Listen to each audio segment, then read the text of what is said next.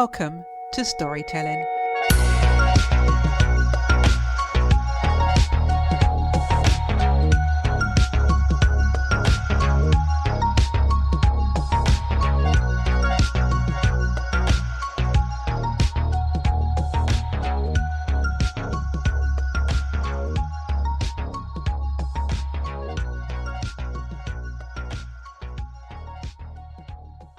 This week's guest is a human thriving coach with a deep love for the ocean and sustainability. He has a mission to inspire 100 million people to take individual and collective action for the ocean by reaching to their hearts and reawaken humanity's connection with the ocean and the planet. Please welcome Leonardo Zangrando. Hello, Leonardo, and welcome to the podcast. Hi, Debbie. Thank you for inviting me. It's great being here with you. Leonardo, let's start with talking about your coaching career, because your coaching is very specific. Yes, absolutely. I coach leaders to look beyond their horizon, beyond what they achieved so far. And I've seen for myself, I'm 57 and around 40, you get to a point where you feel, I'm breaking everything, I'm doing great. But then you ask yourself, okay, what next? What happens next? And it's a moment of you feel lost, perhaps. And there is so much potential in each one of us that goes well beyond what we believe we can achieve, particularly going into insight mode rather than willpower. In fact, I really focus on helping people who have made a career or a position out of willpower, which is super important. I want to get there. I will do whatever it takes. Like the coaches that shout all the time, yeah, you can do it. That kind of thing. It is very helpful, but you get to a point where you need to look somewhere else. And that's where I help people look into. And one of the things that you help people do is develop a sense of a greater calling or a deeper connection with the world around them. Exactly.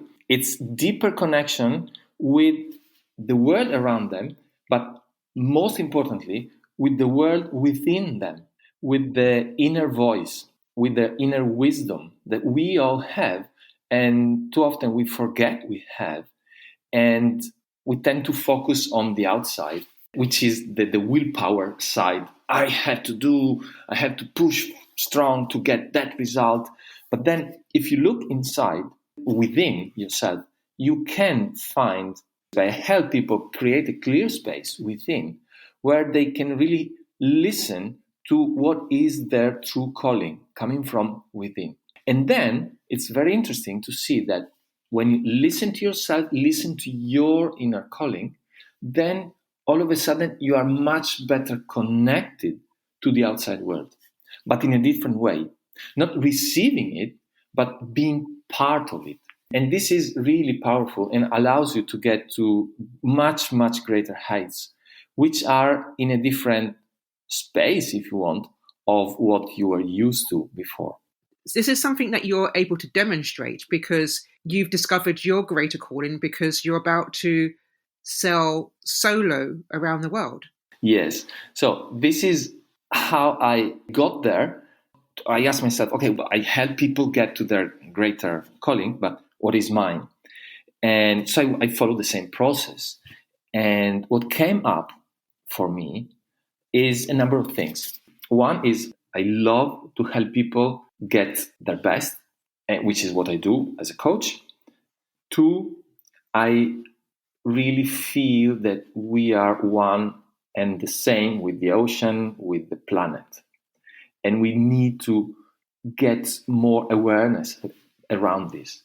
And third, I love the ocean. I love the sea. I've been sailing, swimming, diving since when I was a child. I come from a family of seafarers, so the sea has always run in my veins. And my greater calling is a combination of two things. One is very personal, which is I really want to do this solo sailing around the world because I want to be connected deeply with the ocean and with the planet. And sailing around the planet is a way for me to feeling it all in one big embrace, or being embraced by the planet. So it's reciprocal. And this is personal.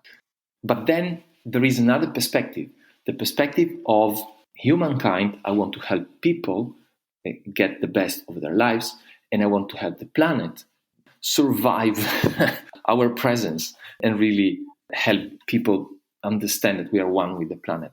So there is also a message that I want to bring about with the solo sailing, which is one is I'm going to sail with a fully sustainable boat. So it's a message of sustainability. You can be sustainable in the things you do, and you can find ways to be sustainable.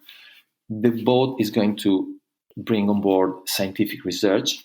So how can I multiply my impact by adding and doing things that will cost me zero, but will have an impact?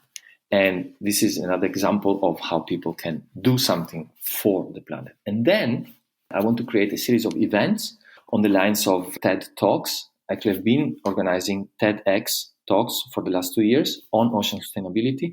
I want to create a series of events and talks around ocean sustainability by getting the voices of the people of the countries that I will visit during my sailing and hearing what people do for ocean sustainability. In fact, action for me is the keyword for awareness around ocean sustainability. But you can't just be aware of the problem or of the issue. You need to take action around the issue. So a series of events on actions taken by people around ocean sustainability, and then finally a documentary. A documentary also focusing on action for ocean sustainability.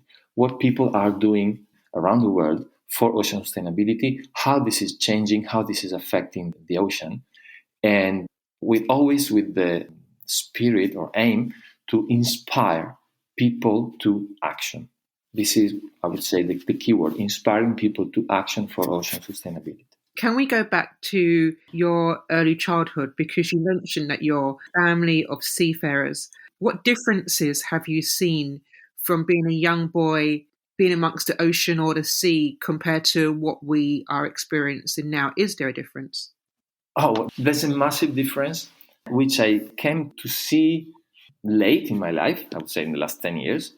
Our environmental consciousness started quite some time ago. When I was a child, there were already writers who wrote books about how we are affecting climate, how we are affecting the planet. But until recently, we never realized that the ocean could not take it all. In the past, even sustainability advocates would not think of the ocean as something that can be affected by us. The ocean is so big that we kind of all took for granted that it will be there forever and it will take everything we throw at it, which is not the case. And now we see that by changing the ocean with the effects of our presence on the planet and our consumption and our burning fossil fuels and so on, we see that we have changed and we are changing the big regulator of this planet. It's the biggest regulator of climate, which affects all our lives. And it's the big regulator, and we are messing with it. We have been messing with it for too long. And now we see the consequences because it's such a big mass of water, and it's going to be very difficult to reverse the effect that we took and that we created on the ocean. But we have to do something, and we can start by realizing that we are one with the ocean, as my message of sailing around the world, and that if we consider the ocean as part of ourselves and us as part of the ocean and the planet, we can change our habits, our behaviors, so that we can slow down and then reverse our currently negative impact on the ocean. You just mentioned that the ocean is a big regulator. What do you mean by that? Well, from the physical standpoint, the ocean is a big mass of water that has a certain temperature and accumulates heat and then releases it. It's a place where a lot of oxygen gets generated by phytoplankton. Actually, much more oxygen is generated by the phytoplankton present in the ocean than the oxygen that is generated by the big rainforest, Amazon rainforest. And we are all aware of the Amazon rainforest. We are not aware of the effect of the ocean on oxygenation of the air that we breathe. And temperature, as I said earlier, temperature means climate, means how air masses move and how hurricanes develop and how all the things that affect our daily lives change. And this is all regulated by the ocean and by its temperature, salinity, and so on. And ocean level, sea level. Sea level is it's an obvious measure of how the ocean can affect our lives. The sea level rises, our lives will be sorely affected, particularly, of course, the cities on the coast, but then it kind of cascades inwards because people will have to move, displacing millions of people, if not billions of people, because the seawater rise. So it's a regulator and it's also affecting our lives in many ways. So, what have we as humans done to the ocean? And what can we do differently now? So, as I was saying earlier, we have considered it as a place that can take it all. We have dumped in the ocean millions of tons of waste, of plastic, of pollutants, chemicals, you name it. And it was just there. Someone in the oil industry that I met a long time ago, they considered the ocean as a blue basket or the blue dump bin. So they would call it the blue dump bin. So where shall I put this rubbish? Oh, put it in the blue dump bin. So we really considered it as a place that, well, you can drop things and whatever. This is one side. What have we done or not done? And then we have been overfishing for long, destroying habitats, destroying equilibrium and balance in habitats, and reducing or destroying entire populations of animals, which is, it's a resource that's been completely depleted. We've been treating the ocean as we had treated land thousands of years ago when we were still hunters-gatherers. We were just gathering. We've been and we are mostly just gathering resources from the ocean without managing these resources. As we learn on land to do later on, where we understood that we cannot just take and wait for stuff to regrow, but we have to manage the land. Now we have to manage the ocean. We have to manage the way we get resources from the ocean. It's much more difficult than on land because it's very difficult to enforce rules. But we are doing something. Yeah. We start to control fishing. We start to control trolling. Trolling is another horrible thing we have been doing to the ocean. Trolling is a fishing practice by which you have nets that drag on the sea bottom and take up everything they find. And this affects the sea floor and destroys life. So, yes, we've been thinking it takes it all. We've been thinking we can take everything from it without paying back. And now we see that we have to change. And we have to change as society.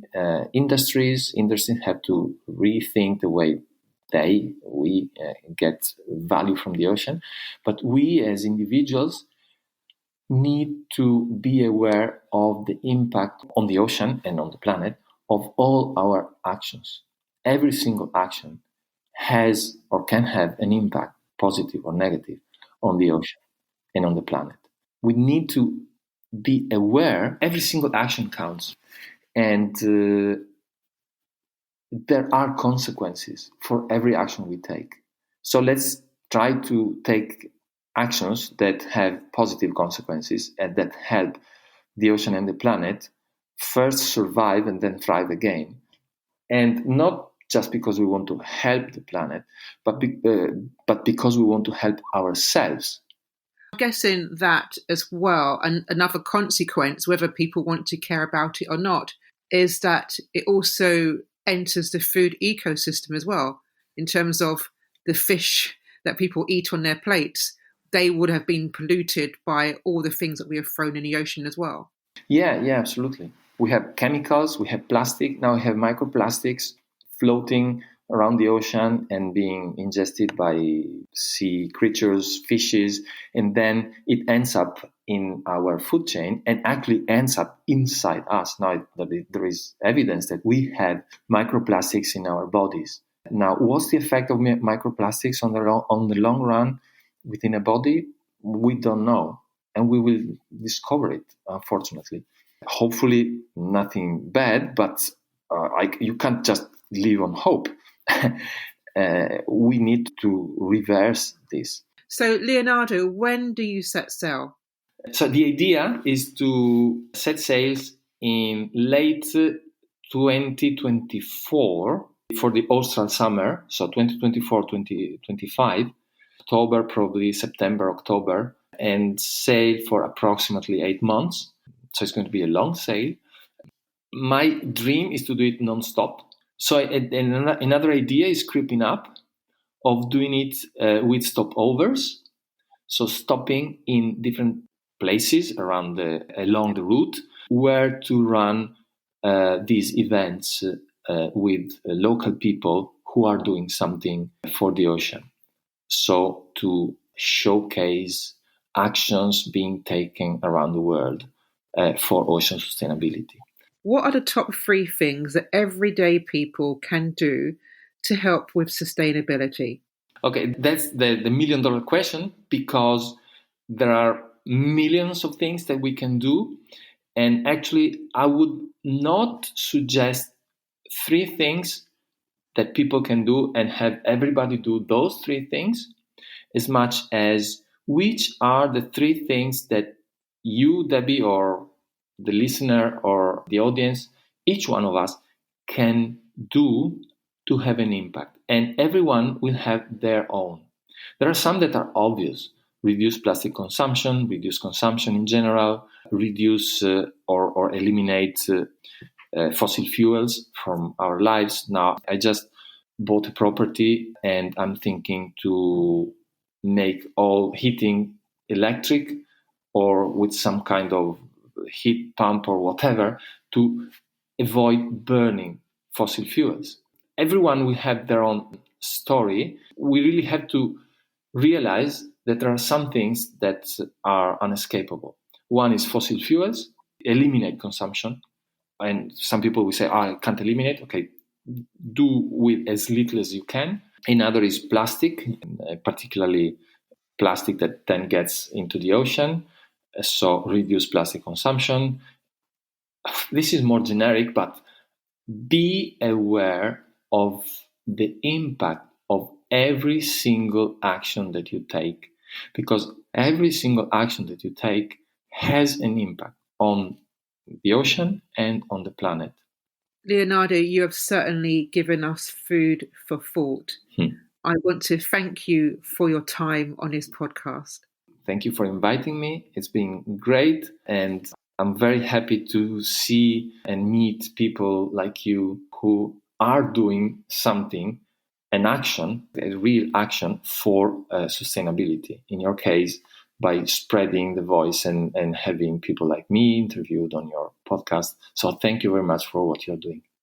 If you would like further information about Leonardo and to support his efforts while he prepares to sail solo around the world, then please follow the link in the show notes.